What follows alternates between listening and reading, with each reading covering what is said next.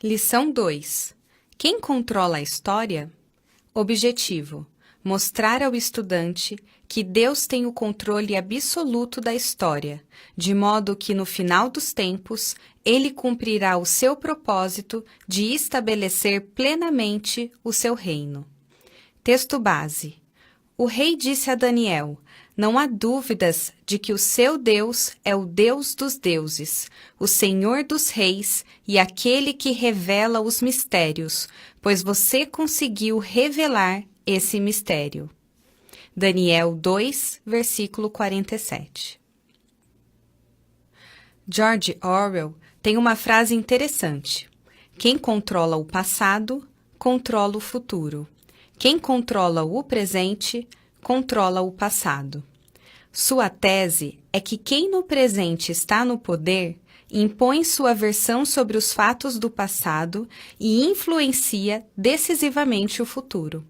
Para esse autor, são os poderosos de terra que escrevem e controlam a história.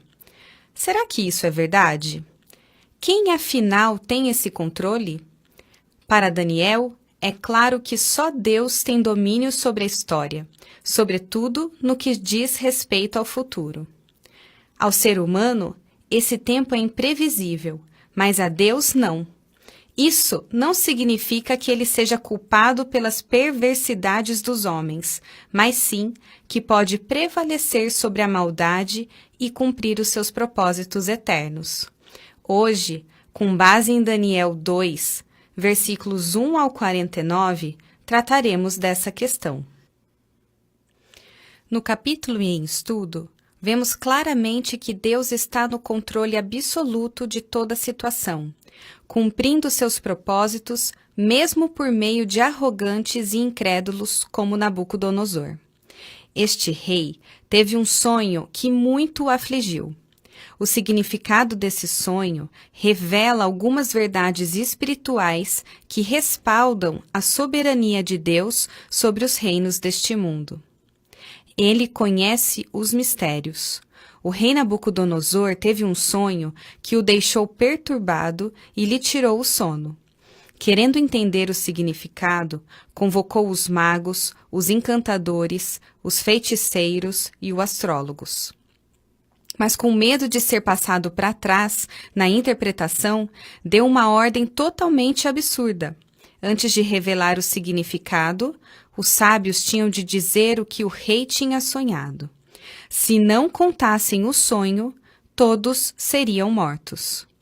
Esses sábios conheciam as ciências ocultas, buscavam sinais nas estrelas para predizer o futuro e invocavam os espíritos malignos por meio da magia. Mas ainda assim, não conseguiam resolver o problema do rei. Então, admitiram: não há homem na terra que possa fazer o que o rei está pedindo. De fato, somente Deus podia discernir o sonho do rei babilônico, como afirmou Daniel. Mas existe um Deus nos céus que revela os mistérios.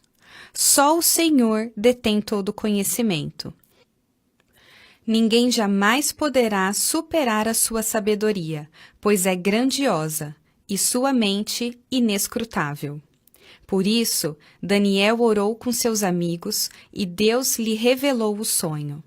O rei sonhara com uma grande estátua, cuja cabeça era de ouro, o peito e os braços de prata, o ventre e os quadris de bronze, as pernas de ferro, os pés em parte de ferro e em parte de barro. Uma pedra atingiu os pés da estátua e os esmigalhou, e as demais partes da estátua foram despedaçadas. Ele desvenda o futuro. O sonho do rei foi descrito pelo profeta, mas ainda faltava sua interpretação. Por meio desta, o Senhor mostrou ao rei Nabucodonosor o que acontecerá nos últimos dias. Aqui, Deus abre as cortinas da história e revela que o futuro está em suas próprias mãos. Isso porque ele revela o futuro do reino babilônico e dos reinos que o sucederiam. Eis a interpretação do sonho revelada por intermédio de Daniel. Tu és a cabeça de ouro. Essa parte da estátua simboliza o reino da Babilônia, que durou de 636 a.C. a 539 a.C. O peito e os braços de prata representam o reino Medo-Persa, 539 a.C. a 330 a.C., descrito como inferior ao poderio babilônico, tal como a prata é inferior ao ouro. O ventre e os quadris de bronze simbolizam o reino da Grécia, 330 a.C. a 63 a.C. Sobre este, Daniel afirma: governará toda a terra.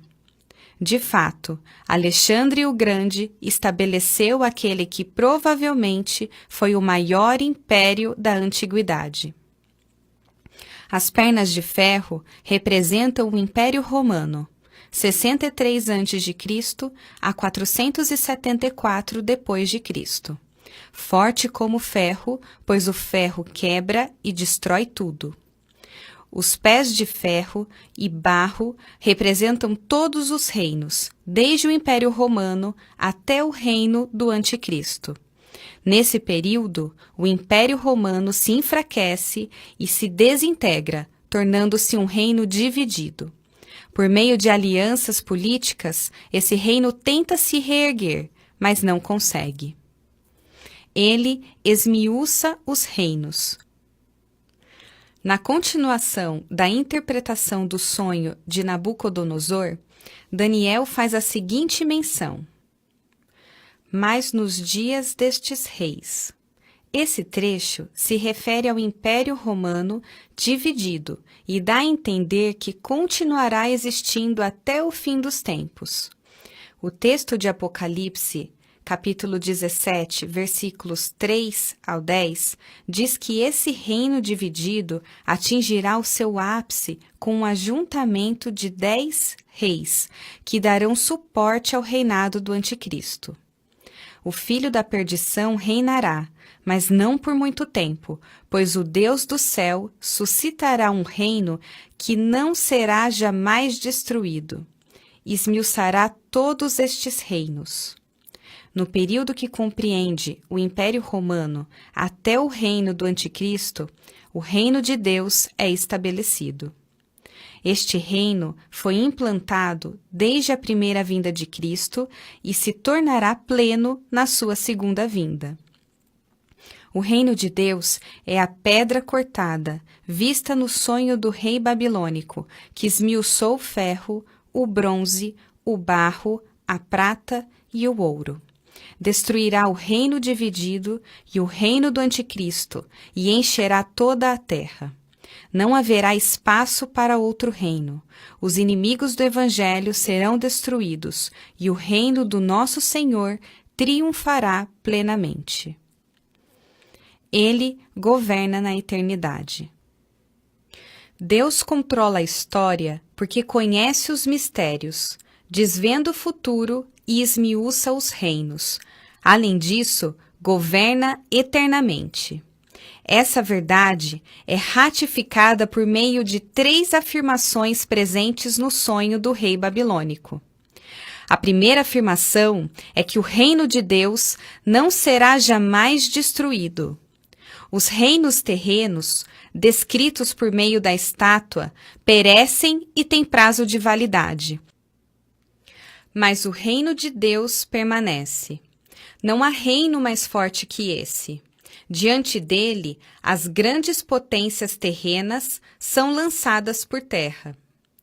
A segunda afirmação é que o reino de Deus esmiuçará e consumirá todos estes reinos.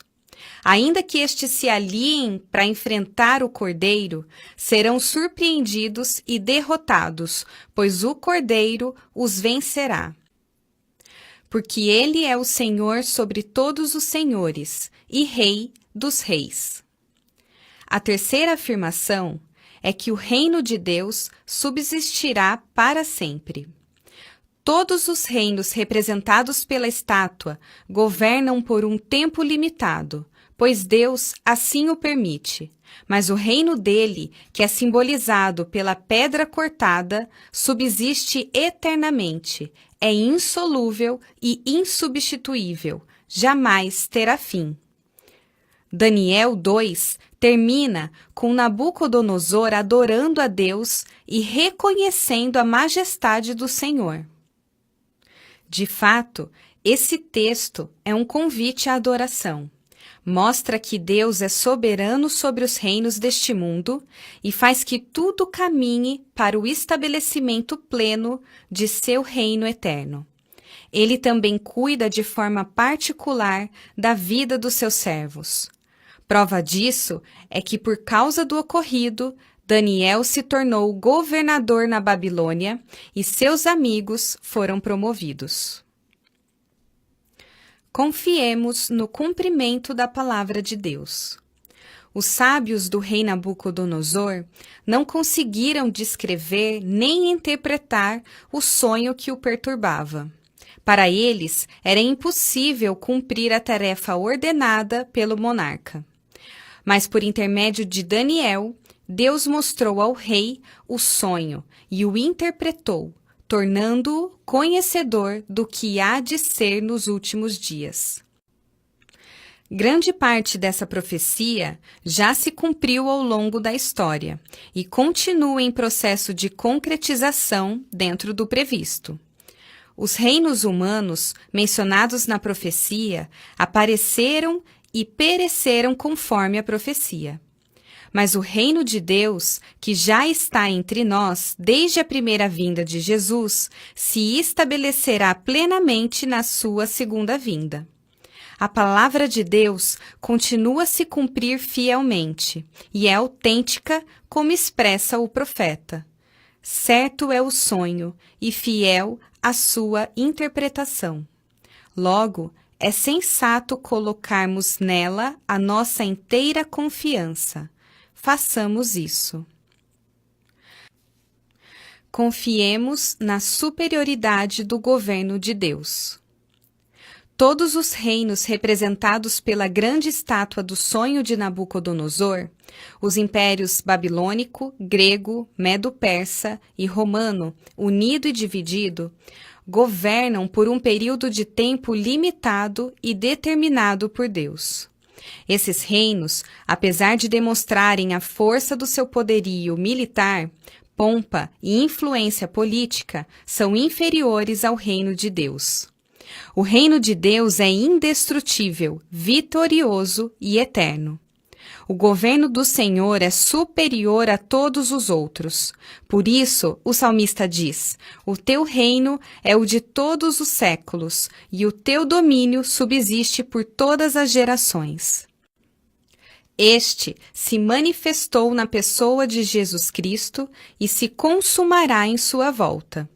O nosso rei está acima de todos os reis, e o seu governo é incomparavelmente superior. Desafio da semana.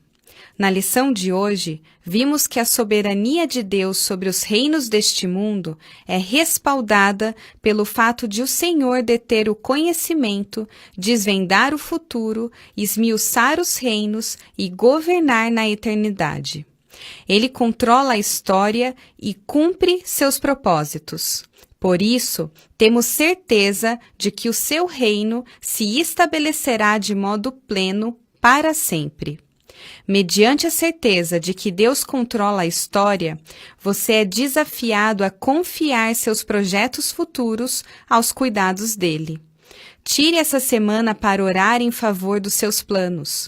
Peça ao Senhor sabedoria para realizá-los com êxito. Sobretudo, busque ter certeza de que o seu plano está dentro da vontade de Deus, pois Ele faz que todas as coisas cooperem para o bem daqueles que o amam.